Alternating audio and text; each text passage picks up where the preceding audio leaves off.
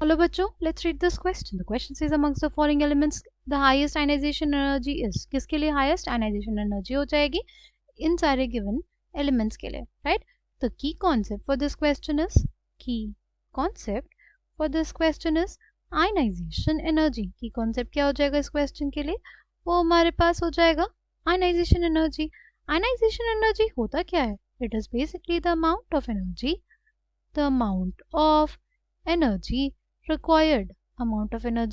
required to remove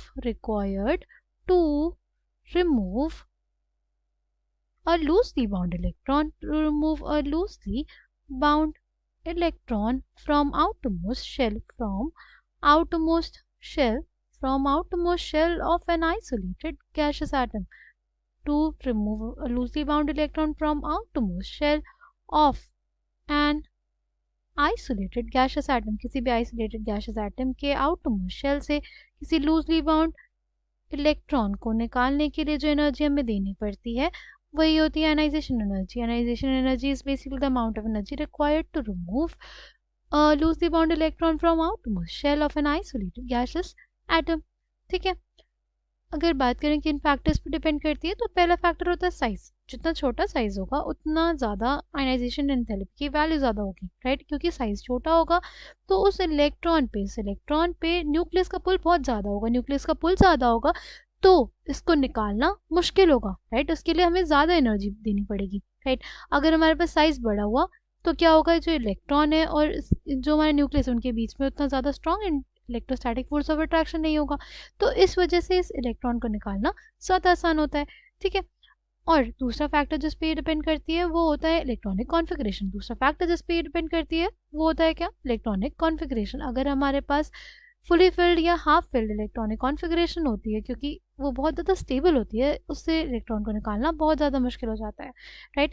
जैसे हमारे पास हो जाए नाइट्रोजन की कॉन्फ़िगरेशन, वो क्या होती है 1s2 2s2 2p3, राइट? इसमें क्या है, p हमारे पास क्या है, हाफ फिल्ड है, राइट?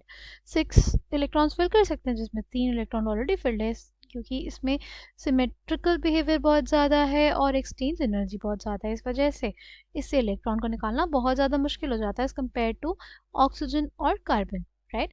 अगर बात करते हैं हमारे पास यहाँ पे देखो, यहाँ पे एक हाफ फिल कॉन्फ़िगरेशन है, यहाँ पे एक हाफ फिल कॉन्फ़िगरेशन है. ठीक है, ये दोनों हमारे पास आंसर नहीं हो सकते.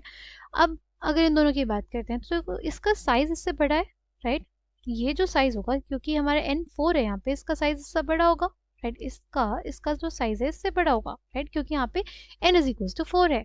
ठीक, तो इस वजह से हमारे पास इसकी जो आयनाइजेशन एंथैल्पी की वैल्यू होगी वो कम होगी और इसके लिए ज़्यादा होगी. जितना छोटा साइज उतनी ज़्यादा आयनाइजेशन एंथैल्पी. इस वजह से हमारे पास कौन सा ऑप्शन करेक्ट हो जाएगा? Option B. Option B will be the correct answer for this question. I hope you understood it well. Thank you, all the best.